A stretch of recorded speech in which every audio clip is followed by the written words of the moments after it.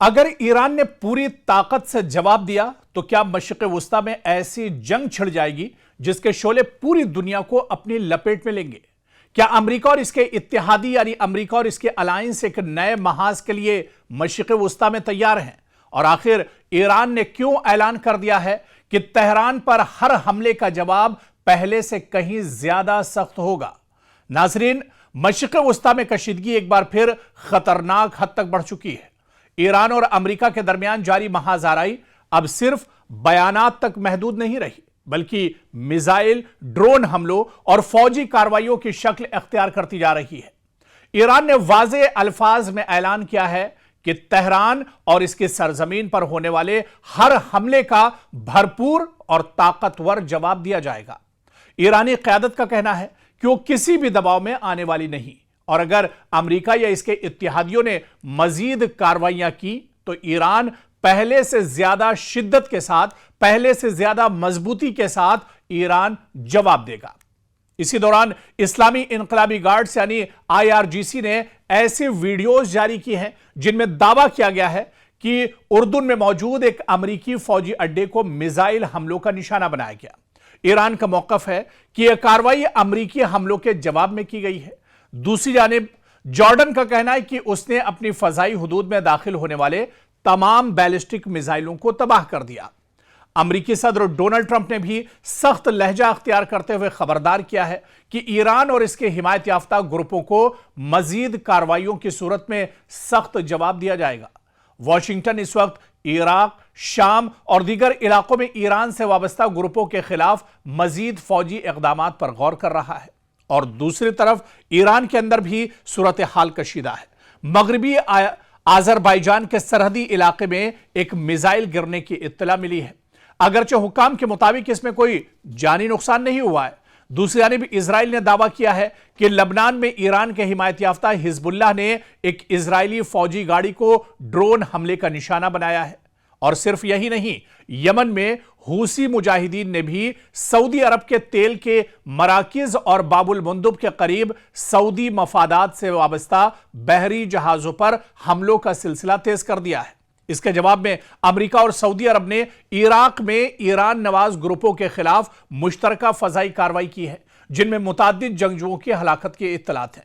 तो दूसरी जानिब एक और अहम पेशरफ्त यह है कि ईरान ने अबनाए हुर्मुज के हवाले से ओमान की मुश्तरका निगरानी की तजवीज भी मुस्तरद कर दी है। अबनाए हुर्मुज दरअसल दुनिया की तवानाई सप्लाई की सबसे अहम गुजरगाहों में शुमार होती है, जहां से आलमी मंडी में जाने वाले तेल का बड़ा हिस्सा गुजरता है।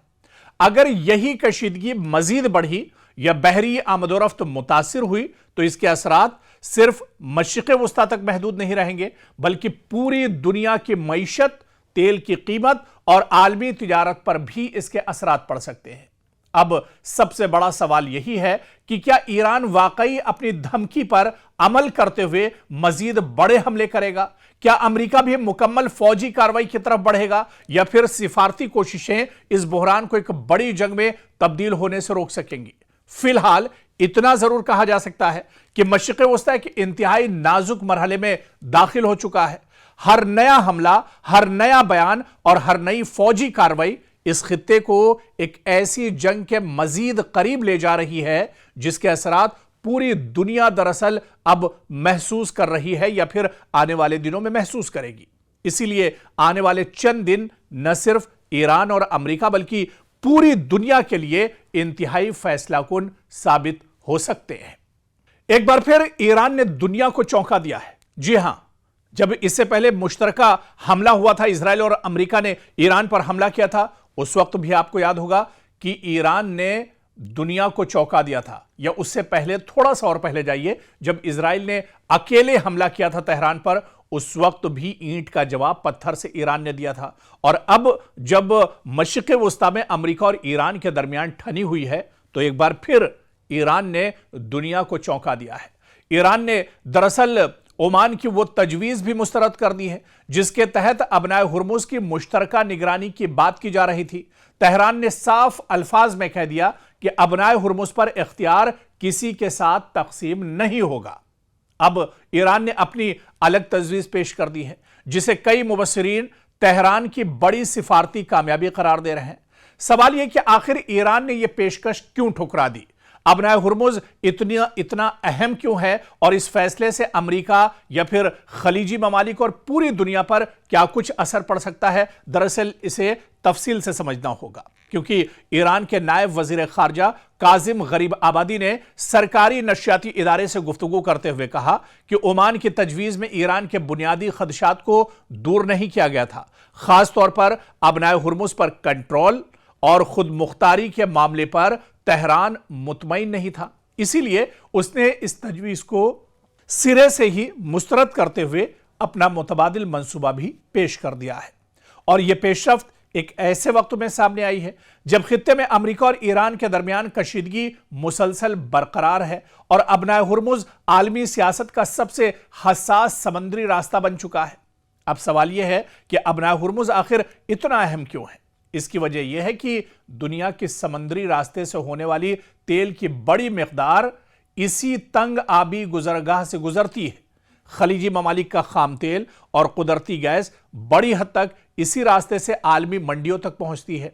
अगर यहां किसी भी किस्म की रुकावट पैदा होती है तो आलमी तेल की कीमतों में तेजी से इजाफा हो सकता है और पूरी दुनिया की मईशत इसके चलते मुतासिर हो सकती है।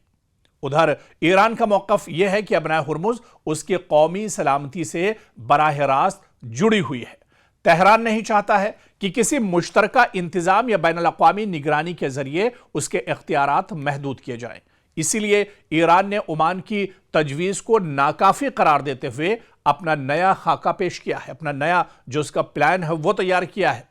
सियासी तज्ज़ियाकारों के मुताबिक अगरचे मुज़ाकरात का दरवाज़ा बंद नहीं हुआ, लेकिन ईरान ने यह वाज़ेह कर दिया है कि वो किसी ऐसे मुआहदे पर दस्तखत नहीं करेगा जिसमें उसके स्ट्रेटेजिक मफादात मुतासिर होते हों। और यही वजह है कि तेहरान ने अपनी शराइत के साथ आगे बढ़ने का फैसला किया है।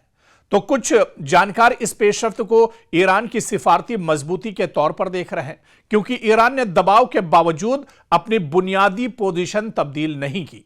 ताहम यह कहना कब्ल अज़ वक्त होगा कि यह हतमी या फैसला कुन कामयाबी है, क्योंकि मुज़ाकरात अभी जारी हैं, बातचीत चल रही है और दोनों फरीक किसी काबिल कबूल मुआहिदे तक पहुंचने की कोशिश कर रहे हैं। तो इसी वजह से अब सबकी नजरें इस बात पर हैं कि आया ओमान ईरान की नई तजवीज़ को कबूल करता है या फिर मुज़ाकरात मजीद पेचीदा हो जाते हैं। और अगर किसी मुआहिदे पर इत्तेफाक न हो सका तो फिर खित्ते में कशीदगी बरकरार रह सकती है, जिसके असरात आलमी तवानाई के मंडियों और बैनुल अक़वामी तिजारत पर भी साफ तौर पर मुस्तकबिल में या आने वाले कुछ दिनों में साफ तौर पर इसके असरात देखने को मिल सकते हैं। और मशरिक़ वस्ता से इस वक्त बड़ी खबर आ रही है। आपको बता दें कि पासदारान इनकलाब यानी IRGC ने बहुत बड़ा दावा यहां पर किया है। ईरान का बड़ा दावा कि उसने अमेरिका के F-35 तैयारे को मार गिराया है। जी हां, और इसकी तादाद भी दरअसल IRGC जो बता रहा है वो कहीं ज़्यादा है।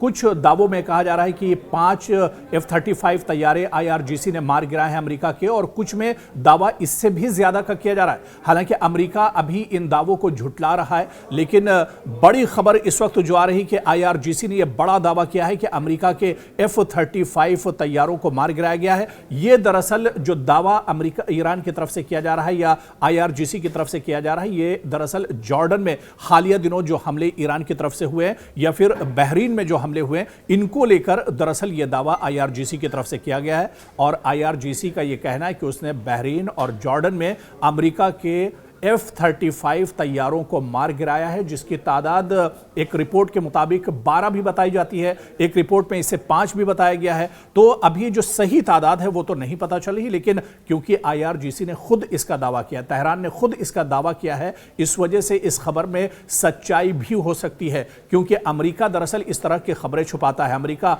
अपने नुकसान को दरअसल छुपाता है। अमेरिका ये नहीं चाहता है कि उसकी जो कमियां हैं, उसकी जो शिकस्त है वो एक तरह से दुनिया के सामने आ सके। तो इसी वजह से पेंटागन ने अभी तक इसकी तस्दीक नहीं की है, लेकिन IRGC ने यह जरूर माना है और उसने दावा किया है कि उसने अमेरिका के F-35 तैयारे को मार गिराया है।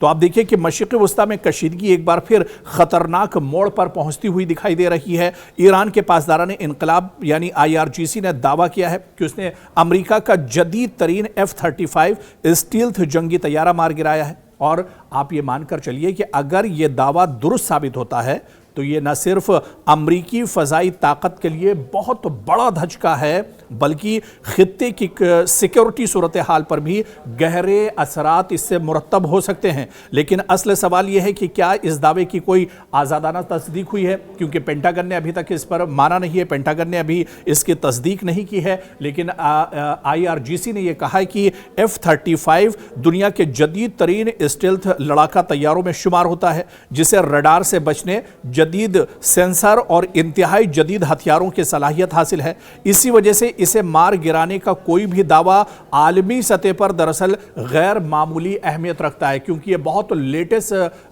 तैयारा है अमेरिका का, जो न तो सेंसर में आता है और ना ही कोई जो मिसाइल और ड्रोन है उसके जरिए से इसे मार गिराया जा सकता है। इसी वजह से कहा जा रहा है कि इस दावे में कितनी हकीकत है ये तो जाहिर सी बात है कि आने वाले वक्त में पता चलेगा। लेकिन अगर इसमें सच्चाई है, जिस तरह से IRGC इसका दावा कर रहा है, अगर इसमें सच्चाई है तो ये बहुत बड़ा झटका है अमेरिका के लिए, ये बहुत बड़ा झटका है डोनाल्ड ट्रंप के लिए। और यहां से मानकर चलिए कि अगर इस दावे में सच्चाई है तो पूरे मिडिल ईस्ट के लिए और मशरिक़ वस्ता के लिए इसे एक बहुत बड़े खतरे के तौर पर, इसे अलार्मिंग के तौर पर एक तरह से पूरे खित्ते के लिए देखा जा रहा है।